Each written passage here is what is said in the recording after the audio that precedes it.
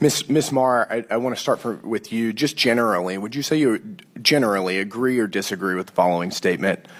The history of all hitherto existing society is the history of class struggles?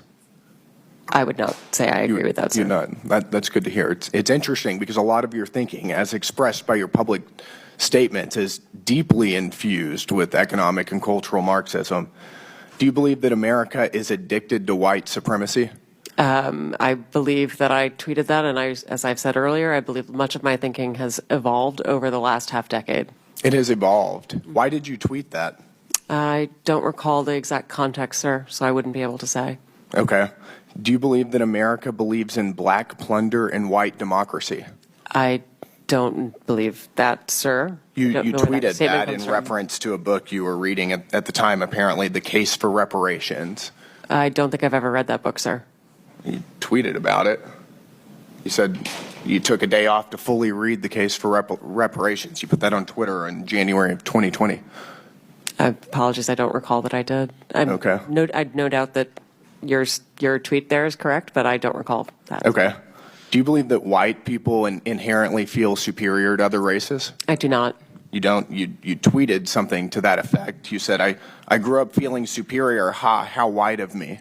Why did you tweet that? I think I was probably reflecting on what it was to grow up in an environment where I had lots of advantages. It sounds like you're saying that white people feel superior. I don't believe that anybody feels that way, sir. I was just reflecting on my own experiences. Do you think that white people should pay reparations? I have never said that, sir. Yes, you did. You said it in January of 2020. You tweeted, yes, the North, yes, all of us, yes, America, yes, our original collective sin and unpaid debt, yes, reparations, yes, on this day. I don't believe that was a reference to fiscal reparations, sir. What kind of reparations was it a reference to? I think it was just a reference to the idea that we all owe much to the people who came before us. That's a bizarre way to frame what you tweeted.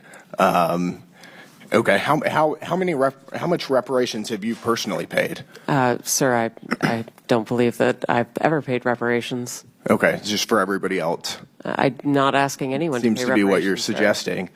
Do you believe that looting is morally wrong? I believe that looting is illegal, and I refer to it as counterproductive. I think it should be prosecuted. Do you believe it's morally wrong, though? Of course. Of course. Then why did you refer to it as counterproductive? It's a very different way to describe it. It is both morally wrong and counterproductive, as well as being illegal. You tweeted, it's hard to be mad about protests in reference to the BLM protests, not prioritizing the private property of a system of oppression. You didn't condemn the looting. You said that it was counterproductive.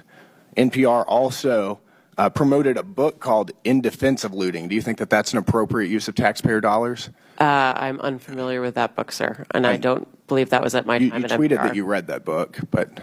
I don't believe that I did read that book, sir. Do you think that a few years ago, NPR educated America about, quote, the whole community of genderqueer dinosaur enthusiasts? Do you think that that's an appropriate use of tax dollars? I was not at NPR at the time, sir. That's not the question, though. Do you think that that's an appropriate use of our tax dollars? I think our tax dollars that we use are to be able to provide a wide range of perspectives. I'll take that as a yes. You do believe that that's appropriate.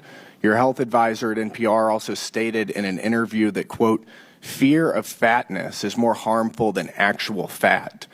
Would you like to explain how fear of fatness is more harmful than actual fat? That's an editorial at NPR. I am not familiar with the editorial, and I don't believe that was published during my time here. It's called Diet Culture is Everywhere. Here's how to fight it. Do you think that that's an appropriate use of taxpayer dollars? I think any reporting on health is an appropriate use of taxpayer dollars, yes. And you think that editorializing that fat is not unhealthy is appropriate? I don't know what that article is, sir, and I'm not familiar with it, so I couldn't say. This is fake news.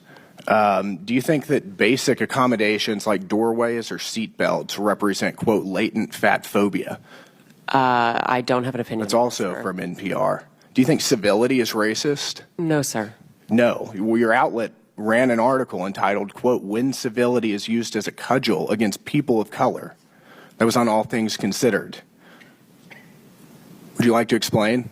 I I'm not on the editorial side, so I'm not familiar with that story. You talk about how NPR is news. This is editorialization, and I'll read it. For many people of color in the United States, civility isn't so much social lubricant as it is a vehicle for containing them, preventing social mobility, and preserving the status quo. This is garbage. I'll spend all of my time doing everything I can to ensure you guys never get another dollar of taxpayer funding. This is complete garbage.